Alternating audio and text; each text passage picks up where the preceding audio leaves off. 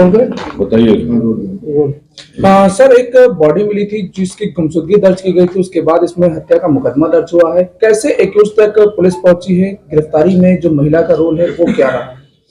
21 तारीख को हिमांशु सोनकर नाम के एक युवक की गुमशुदगी थाना वजीरगंज में लिखी गई और उसके परिवार वालों ने ये गुमशुदगी लिखाई। जो हिमांशु जो हजरतगंज थाना क्षेत्र का रहने वाला था, पुलिस इसमें लगी और काफ़ी प्रयास करने के बाद सीसीटीवी और सर्विलांस और पुलिस की मुखबिरी और तमाम सारे पूछताछ के बाद में 24 तारीख की रात में इसका शव जो है वो गोमती नदी में, जो यहाँ पर शनि मंदिर है हनुमान धाम के पास, उसके पीछे नदी का बहुत लंबा कटान है, वहाँ बरामद हुआ।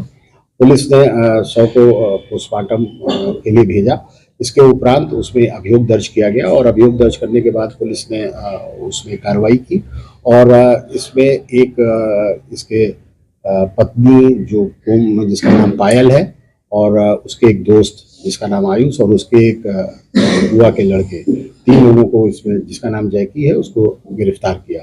और जो पूछताछ से पूरी बात सामने नजर ये आई कि जो हिमांशु की पत्नी जो पायल है वो और आयुष के काफ़ी अच्छे संबंध थे और दोनों एक दूसरे को बहुत प्यार करते थे और एक दूसरे से शादी भी करना चाहते थे।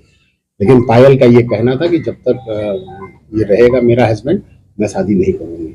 इस बात पे इन लोगों ने ये तय किया कि इसको रास्ते से हटाना होगा और उसके बाद उन्होंने एक प्लान बनाया। चूँकि आयुष काफ़ी पैसा खर्च करता था पायल के ऊपर, उसका कर्जा भी था, तो उसने पायल ने अपने पति को कुछ पैसे देकर भेजा कि जाके उसको आयुष को दे आओ।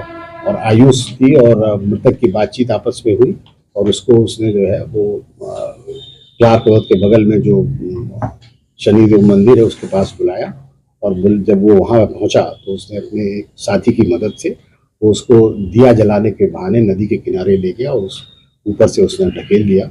उसको ये बात पहले से मालूम थी कि ये तैरना नहीं जानता और वो वहाँ से फिर उसके बाद निकल गया।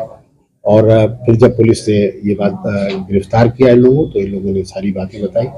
इससे पहले भी वो 2 बार प्रयास कर चुके थे कि दोनों आयुष और मृतक की पत्नी पायल प्रयास कर चुके थे कि इसको मारा जाए, लेकिन ये लोग सफल नहीं हो पाए थे। मुख्य रूप से इसको ये इस तरीके से कह सकते हैं कि आयुष और पायल आपस में शादी करना चाहते थे, लेकिन पायल की ये जिद थी कि जब तक मेरा पति जिंदा रहेगा मैं उनसे शादी नहीं करूँगी।